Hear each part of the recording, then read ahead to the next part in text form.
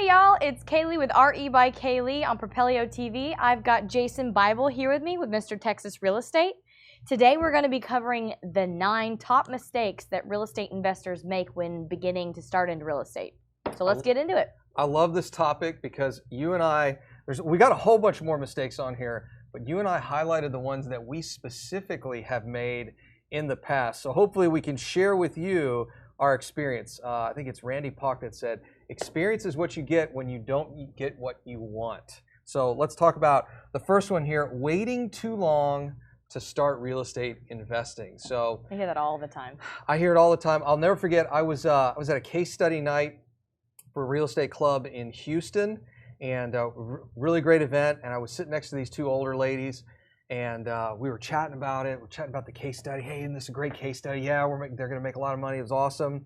And I said, well, how long have you been in real estate investing? He said, well, we haven't started yet. I said, okay. Well, how long have you been to this club? And they said, 7 years. Oh my gosh. And I said, well, I'm going to see if I can buy my first house before 7 years. So I see a lot of people that are just waiting too long.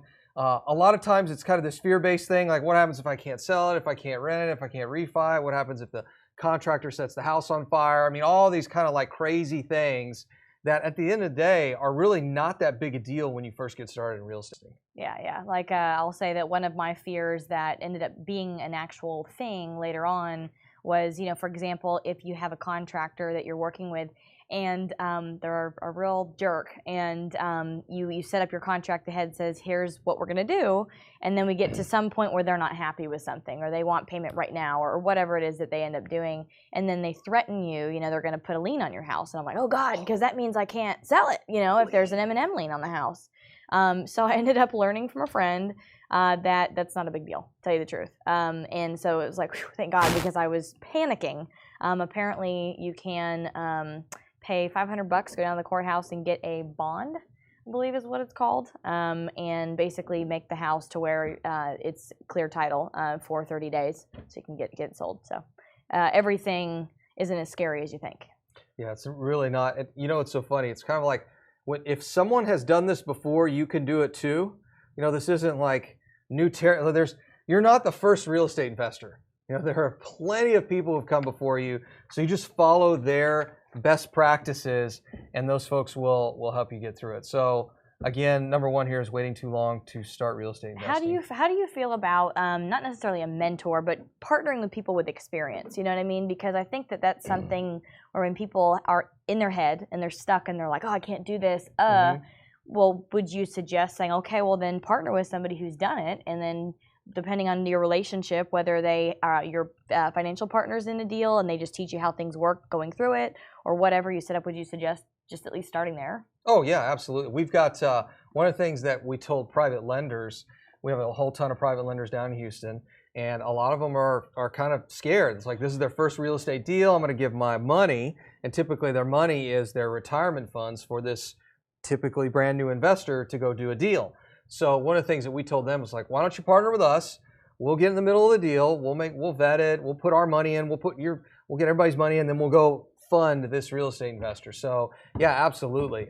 We've actually got a deal working right now in a 27-unit apartment complex. The bank came back to me and said, well, does he have any experience in a 27-unit apartment complex? I said, no, but I have flipped 500 houses. And they're like, well, but that's not an apartment complex. And I'm like, I realize that. We'll just consider it 27 little houses that we're going to do all at once. So I do think it's a good idea. If they push back, we'll find somebody with some experience to be kind of the adult in the relationship, if you will. So yeah, so don't hold back and be afraid, because you'll never get started. You know what I mean? Like, I guess I'm a little bit, I'm not completely fearless, I like facts, but at the same time, I want to get started yesterday. So I realized that, like for example, we watched, or I went to Dr. Mark Dotzer's, he's an economist at Texas A&M Real Estate Center, and he spoke at Old Capital's event a couple weeks ago, and he ended up talking about the economy. Everyone was freaking out about the inverted yield curve, all this stuff, and it was just so much like gloom and doom, and it was so nice to finally hear from somebody that, hey, look at the last 30 years, the last 40 years, look at what the economy's done, and base those historical facts on what we're doing today and see where that's related, because everybody, predicts that we're going to go into a down cycle like tomorrow. And so they don't invest. I think that we're going to cause a recession if we continue to behave that way. It's better to cautiously continue to invest. And, obviously it will come, but I just think that we'll cause our own downturn if we are too afraid to get started. So partner with someone who knows what they're doing and get going. So that's one thing. Right, a quick note here. Second one is not having a plan. And let me show you what this looks like. So we'll be at a networking event. In fact, you're going to be probably at a networking event tonight, I would guess. I can't stay in town because I got to be back for a closing tomorrow. But we'll be at a networking event tonight, and you'll run into somebody, and they'll say, I'm a real estate investor, and I got 20 years experience. And I always get real excited to meet those people because I've only been in this business 6 years. So I'm like, I can only imagine what 20 years of real estate investing experience is going to look like for me. So when someone says I've been in this 20 years, I'm like, all right, this guy or gal is crazy rich. But what ends up happening is they'll say, well, I've been in this business 20 years, and I started out doing a little wholesaling. And then I did a couple little rental properties. And then I did a couple little flips. And then I did some wholesale deals, and then I did some notes. And then you ask, well, what do you really own today? Well, I got 2 or 3 free and clear rentals, and I got 4 or 5 notes, and I flip a house or 2 a year. And the heartbreaking part is, if they focused, if they had a plan for the last 20 years, their portfolio would be absolutely massive. Imagine if they bought 5 rental properties a year for 20 years. They'd have 100 rental properties. So you've got to have a plan. Now, what do you, when you're making a plan, for example, are we talking about planning your business structure? Are we talking about planning your day-to-day? Are we talking about planning your each individual project, ahead of time, making sure that you have everything set up, draw schedule, all that, or all of the things? When I think of plan, when I sit down with somebody, I'm like, all right, what you're about to expend an enormous amount of time, personal time, and in some cases, personal capital to start this real estate career. So before we do that, what are we trying to accomplish? Let me give you a good example. So you went to Texas A&M, right? Whoop! There we go. I knew we were going to get one of those. So we're going to get a whoop, right? So you went to Texas A&M, and when you went to that fine campus, what was the first thing you did? You went to fish camp, right? So you go to fish camp. Yep, go to fish camp. And then at some point, someone gives you, now you're a little bit younger than I am, so maybe they don't do this. They give you a book. What is that book? I don't know. We go to the new student conference. Okay, so you get, okay, let me tell you what they used to do for me. They give you the degree, like the book with the degree plans in it and all that. Yeah. So here is this is your document that you've got to take with you through college, right? And what's inside there? It's got, these are the degree plans, and these are the courses you have to take. You got some electives, you got some required courses. But it sets the stage for the completion of an undergraduate degree, right? Your baccalaureate experience. What I see with a lot of real estate investors, they don't even know what college they're going to. Like, yeah, I'm going to Texas A&M, but I don't know what college. So I'm going to go over here to the nutrition science building. I'm going to take class over here. And then I'm going to go over to the humanities. I'm going to take an English class over here. And then I'm going to stop into the theater because theater's kind of cool. And then I'm going to head over to the mechanical engineering side and take thermo. And so they're going to do that for 5 years, and they're going to end up with what? Nothing. Nothing, exactly. So a lot of debt. A lot of debt, yeah. A lot of debt and a lot of wasted time. So the plan is, here's your degree. Okay, you want to go to mechanical engineering. Here's your mechanical engineering degree plan. We're going to start with Cal 1. We're going to start with, second year's DiffEQ. Like, we're going to go through step by step. And then you get a plan, so let's draw schedules, great example, right? Or how to do a rehab. So you're going to go to a class, and what's the first day? What happens on the first day of class? They give you a syllabus. A syllabus, right? They give you the syllabus. The syllabus. They hand you the syllabus that has what on it? It's got what? What we're going to do every week for the next 48 weeks or 52 weeks, whatever. I forget how many. That's a lot. Yeah, it's more than that. It's like 16. Or it's less than that. It's like, it's going to be 16. So you got here's your 16-week schedule, right? Here's when the quizzes are. Here's when the homework's due. Here's the chapters we're going to cover. Here's when the test, the midterm, the final. Here are maybe some projects we have to do. Yep. And so all of that is, so your college experiences, here's the book, go. And one of the things I see with real estate investors is they never even get a plan together. Because once you pick that plan, oh, I'm going to be a flipper. Okay, great. So now that's going to dictate what house I'm going to buy, where I'm going to buy it, how much I'm going to spend on it, what kind of rehab I need to do. It sets forth the plan for the rest of your real estate investing career. So not having a plan is a huge problem. Yeah, you have to get it systematized so that, it's Yeah, like with a draw schedule and all that, so you know exactly what's coming, exactly what needs to be funded. There's no surprises, and when there are, then you're able to pull that piece of paper out and have a conversation with your lender or the GC or whoever and say, okay, here's where we're supposed to be and here's where we're at, and then you just make adjustments or negotiations at that point. Yeah, absolutely. So have a plan. All right, number 3. This is one of yours. Yeah. So not requiring written bids every time. So let's just say on my first flip, I did have a written plan, but learning as far as what kind of written plan and how in depth it needs to be and how detailed it has to be, as far as having a contract with those repairs. And so every time, even when there's a change order, everything, it needs to be documented. And it needs to be written because, like today, someone's going to go fix a washer for me, and they're like, $600. I'll do the washer, I'll move this, I'll move that. Cool. I'm like, but I need to see it on a piece of paper. I need to see. We get a new washer? No, I'm getting him the washer. No, he's just putting a hole in the floor and moving the plumbing over and stuff. So, but I said, okay, that's fine, but I need to know that it's going to have labor and parts included. That needs to be itemized and it needs to be written down. And then I need to sign, and you need to also sign when it's going to be finished. And so duly executed essentially. But yeah, that's really important. And, I was guilty at first of, for little things, not for big things like framing or whatever, but for little jobs, like I guess what I would consider a change order or something, I would take somebody from that community that had done work for a friend, and I'd be like, oh yeah, sure, they can come over, they're going to charge me this much. And again, a couple times it wasn't documented, and so then you run into the situation where it can get ugly real fast, where they're trying to threaten you to take more money or ruin your reputation for not paying them, even though you agreed on an amount and they changed it or whatever. So yeah, always have it written every single freaking time. I had my first rehab on a single family house, a small rehab, a little paint and carpet jobby, $7,000-8,000. And I'll never forget the GC, and I use that term lightly, walks in and he kind of just does this. It's a 2-story house, so he's just on the first floor. He looks around and he goes, $8,000. And I said, wait, I'm sorry, what? And he looks at me again and he goes, $8,000. And I'm like, I don't like this already. There is no way we're doing this. They brought somebody else in and they actually had a calculator and they were walking around the house. And they were like, yeah, it'll be $7,500.22 or whatever it was. So yeah, those non-written documents can be kind of scary. So here's a fun one. Paying for repair or construction before 100% complete. Guilty. So I thought it was reasonable the first time I did it to say, okay, I'll give you 33% up front, 33% at half completion, and the remaining, once everything's roughed in and finished.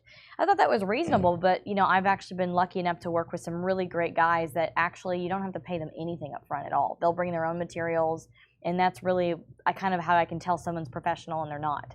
They have enough work and they have enough money to be able to provide materials to the job, get going, get it done.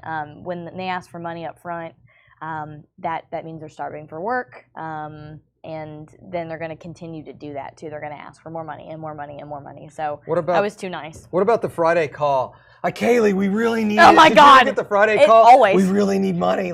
We gotta have it. Because we got a big party coming up this week. I mean, we need this. I'm going out of the country. Yeah, we really need this money. You didn't tell me that, but I knew. Yeah, we need this money. So that's a lot of times where people get sucked in. They're I'm exactly. Or my grandma's in the hospital sick. That was something that I was too nice. I was trying to be a decent person, to anyone that I work with, right? But it's just. I've just been taken advantage of because I'm too nice, and so you have to say, okay, I'm sorry, that sucks. I really apologize you're going through that, but here's our schedule of delivery, and that's fine, but I'll just still have to charge you an extra $100 if you don't show up, for that day of no work, it is a business, you have to be real, and you have to care, but at the same time run a business, so. Love it. That's a great one. So here's another one that you put on the list here, allowing your real estate business to run your life. Yeah, I'm definitely guilty of that.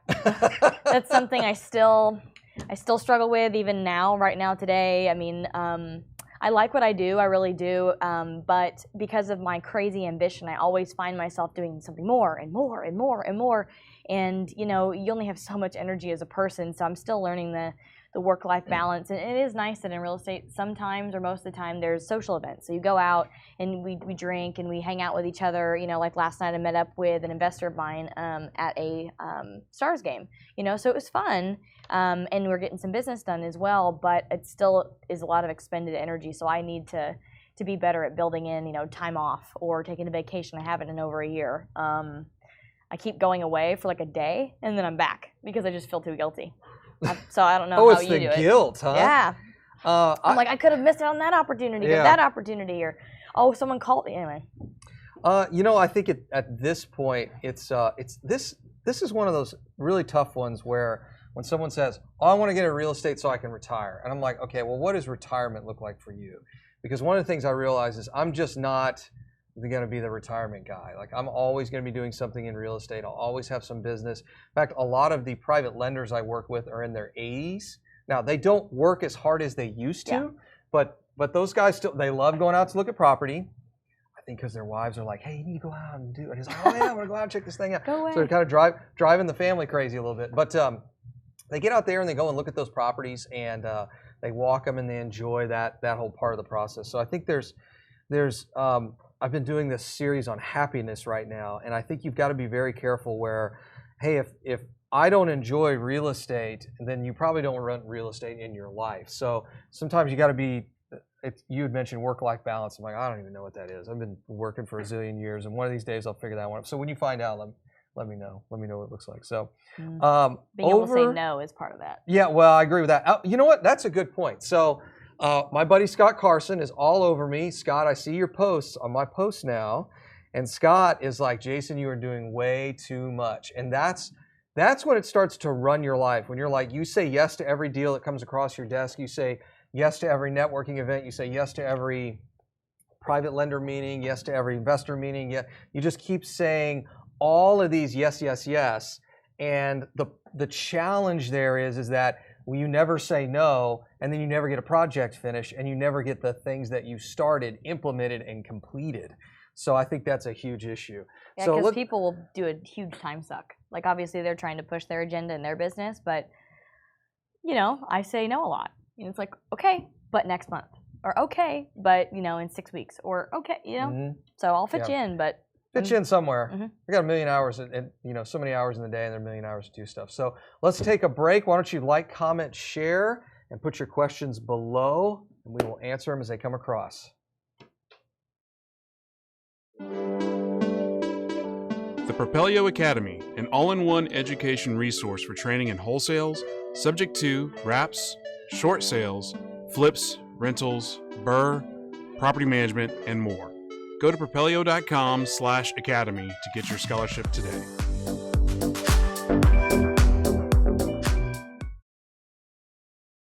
Propelio.com. What does Propelio offer? Lead generating websites, access to true MLS comps, off-market lead lists, and deal alerts. Get them all today at propelio.com.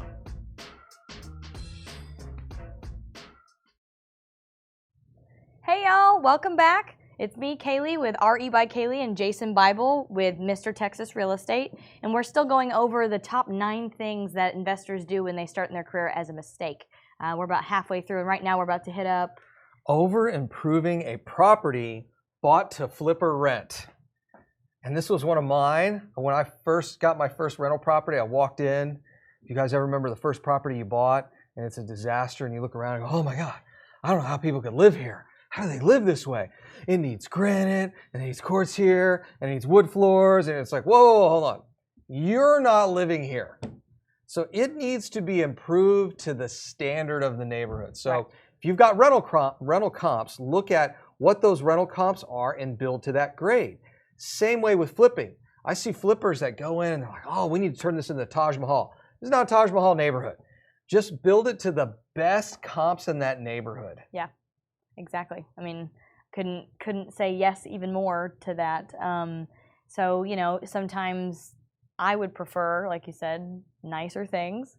And so sometimes I will throw in some nicer things, like for example, sometimes like on the plugs, the GFCI switches or whatever, you can stick in ones with USB. Oh yeah, yeah. Like, and that's not that expensive, or like a rocker switch that's nicer, or the something rockers like are that. sweet. We're all about those rocker switches But not instead of the something toggles. but not something that's like crazy, like granite, or let's put a giant chandelier in the house, or marble floors, or things like that. Yeah, so I agree.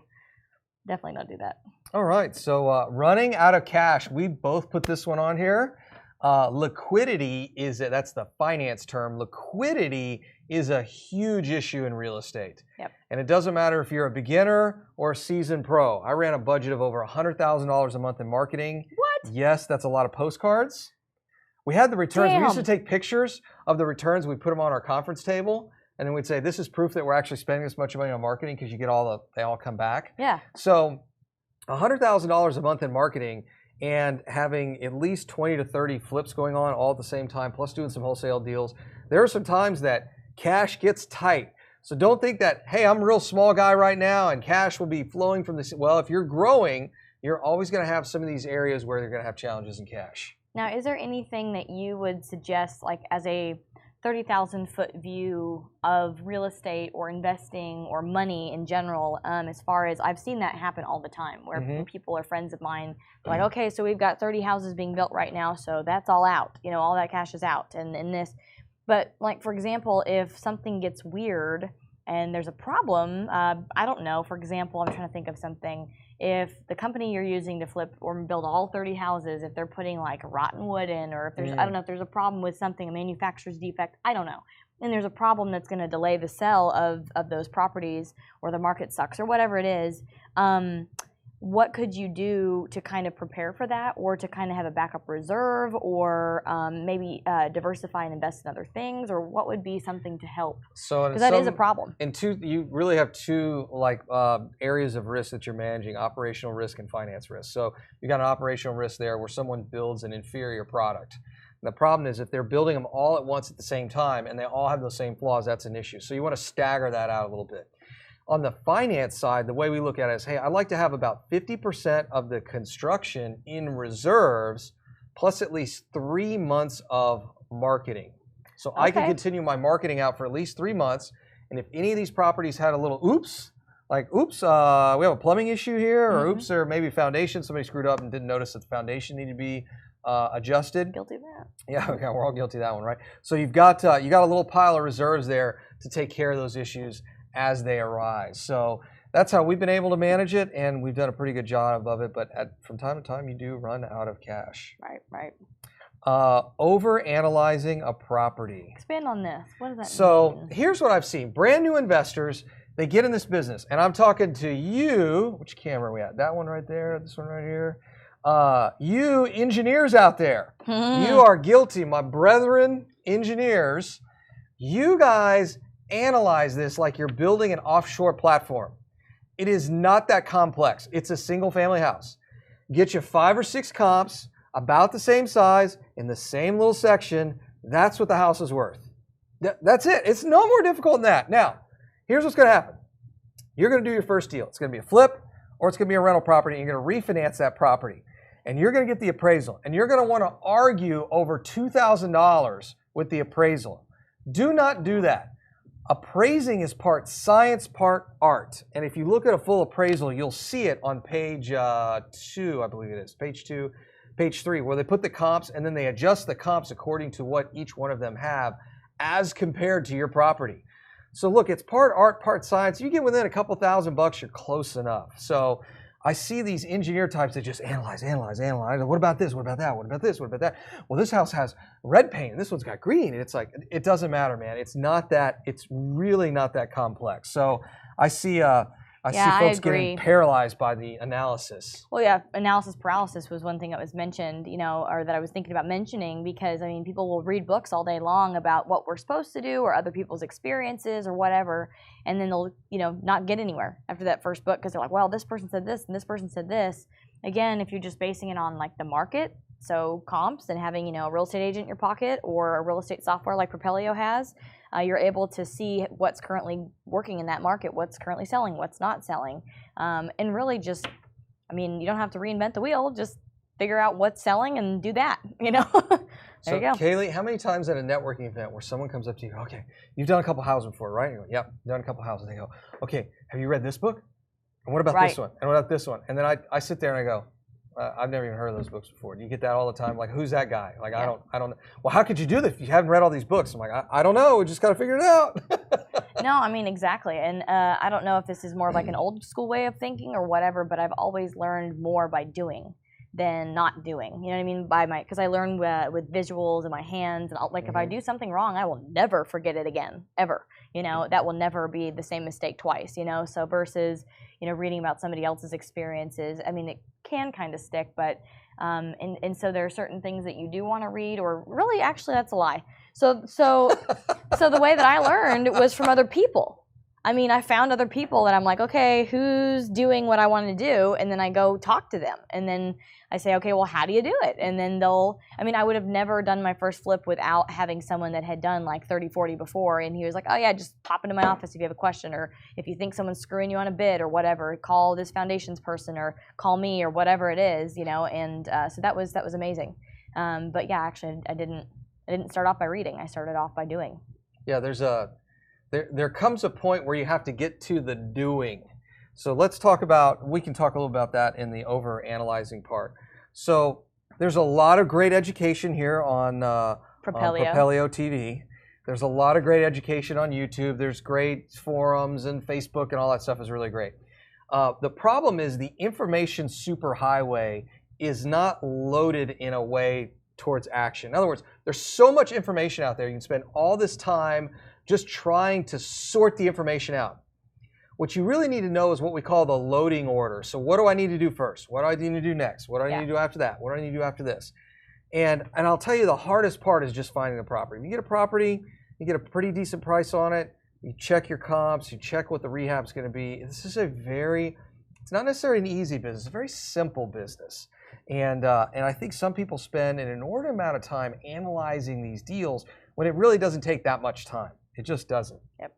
So last one here, inability to sell a rehab property or to rent a rental property. Kaylee, I'm going to let you take off with this one because as a real estate agent, you probably see this one all the time. Yeah, it's definitely a challenge. So I'm pretty investor friendly. So whenever I've listed houses before, I've had a couple situations where, they're starter homes, some of them are luxury homes, they're all different. And so the way that you market them, the amount of hold time you're going to have, it's all different or whatnot, but it's still all based on the same ideas of, me taking data. So looking at current and past sales, what's being currently listed in the market, kind of what's your competition. And so when I go in and look at a house, for selling it, I'm able to just pull data, and derive what we're going to deal with. Worst case, max days on market, worst case for sales price, what will move it the fastest with the combination of those two things. And so that's part of, having a listing appointment, or on my own properties, looking through all that and saying, okay, where do I want to list it? Where do I want to start? What's my plan? Like, what is my, what's my price? You know what I mean? Like, what will I take, and how low can I go, and all these things. So that was, definitely very frustrating because, I was talking before we got on the show, there was an investor of mine that we listed a house, and it was a nice house, but there were just a few tweaks that needed to be made. We needed to put in some shrubbery to make it more private. It was in a very nice neighborhood of Dallas. We needed to put in some privacy, so I recommended plantation shutters on the front to keep the big windows to where it was more of a private, how do you say it? Like the two front rooms, they're more private, basically. So that was important in that neighborhood. Plus, I said, okay, well, I did the AVM, which is the...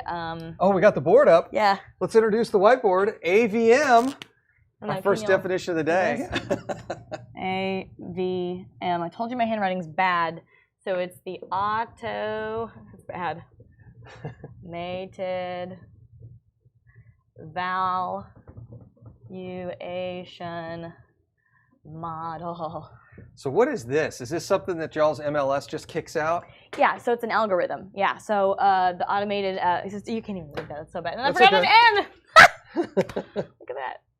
Valuation module. Or model. So basically, inside MLS, what it does is there's an algorithm that will look at all the current sales and past sales, and it basically derives this stuff for you. So it gives you a number with a confidence score. So it'll tell you, like, for example, this house, its AVM was about 623. And it's not that I just take the AVM and tell that client or myself, sell it at this. It's based on sales. So I take the comps. So I take the AVM of all the comps, and then I take the actual sold prices of those same comps, and then I take the difference in those two numbers, and then I do an average. And that average is either going to be a positive or a negative number, and that'll tell us what above or below market that we need to list it at to get it sold within the same amount of days that they've been able to sell prior. So all right, Kaylee, I told him. You're making my head hurt here. All right, so we do an AVM. So let's say our AVM is 623K, right? Mm-hmm. And then what was the other method you would do? So just actual sold. Okay, comps. so then you would just look at solds, right? Mm-hmm. And the solds are, let's say, $650,000. And then you would add these together and just average them? Is that right or no? Sort of. So more like we'll have, that value for an AVM. I'm trying to not make it complicated, but it's better when you have like a couple properties. So say... There you go. Hey, it's your board. You tell me how it works. So say we have subject property 1, subject property 2, subject property 3. My AVM here is, I'm going to go with really easy numbers. So AVM is 500K here. This one is 510K, and this is for AVM. And this one is 520K or whatever. So then solds, I'm getting at... I'm trying to figure out how to do this. Like, let's say 502 for that same subject property, 508 for that property, and then 521 for that property or something. And so then you can see the difference here. And so this sold higher than the AVM, so this is a positive 2. And then this one sold lower, so this one is a negative 2. And then this one sold 1,000, whatever, or positive 1. Okay. So then I add these together, so it's a positive 1. So I know based on my property's AVM. So my property's AVM is 620. Well, that's not a good one because we're in the 5s now. Let's call the AVM on this property. But the tax rolls or tax value, the tax tab. That's where the AVM comes from, is the tax information. So on my property, my AVM, like every property has an AVM. So my property's AVM, say, was like, I don't know, 510 or something like that. And so I know that I'm comfortable listing it at least with 99% confidence. The AVM score gives you a confidence score, but say at least 1,000 above that. So I'm confident listing it at 511 that we could get it sold under whatever the average sold days are. So say it's like 90. I'm for sure that we can sell it under 90 or 60 or 30 or whatever we are trying to do. So yeah, that's how I'm able to figure out, like, and also too, the AVM, the other thing that's great about it is that I know really the house will appraise for that amount, like 99.999%, and I've never been wrong. So I just learned this from another broker a couple of years ago. But I mean, so if we're able to then, if we're buying a house and we're able to get it lower than that price, then we have equity that we walk in with and we're like, cha-ching, cha-ching, cha-ching, because we know it will appraise for that much. Or if we're selling it, I know that it will appraise for that much. Or if you're doing a refi, you can see exactly how much it will appraise for, so then you can calculate what you can pull out cash value wise. So yeah, the AVM is a cool model that helps to avoid the inability to sell or rent a retail property. And you can do the same thing with the rents, so market rents. And I believe there is an AVM for rent as well. So the same average and, yeah. So I love it. Look, it's that easy. Dun, dun, dun, dun. Hopefully that wasn't too much. Look, just 1-2 steps there. Come on, guys. Just knock it out. What's the problem here? Yeah. So... all right, well, any other parting words here? That was our last one. Number 9, inability to sell a rehab property or rent a rental property, meaning typically one of two things are going to be an issue. One is it's priced too high. That's typically if you see the problem. Or it's over or under rehabbed. This is one I learned. So you can under rehab a property. That makes sense. It's a piece of crap and it's supposed to be a nice neighborhood and it's a terrible property, right? I have seen properties that are over rehab, meaning they're so nice, the clientele that are cross-shopping the house, they walk in and they go, wait a second, this is too nice. Like, what is wrong?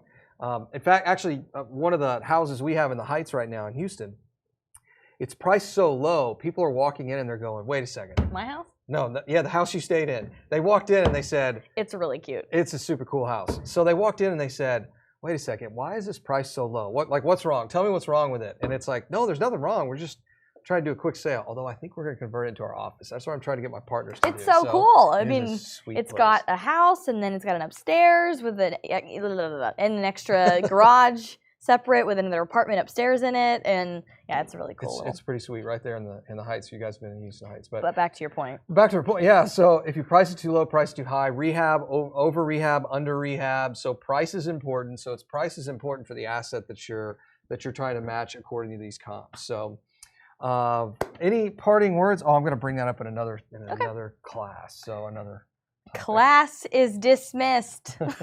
We're finished. Thanks for watching, guys. Go ahead and like, share, comment, and put your questions below, and we will get to them as we become available. Yeah. Thanks for watching. See ya.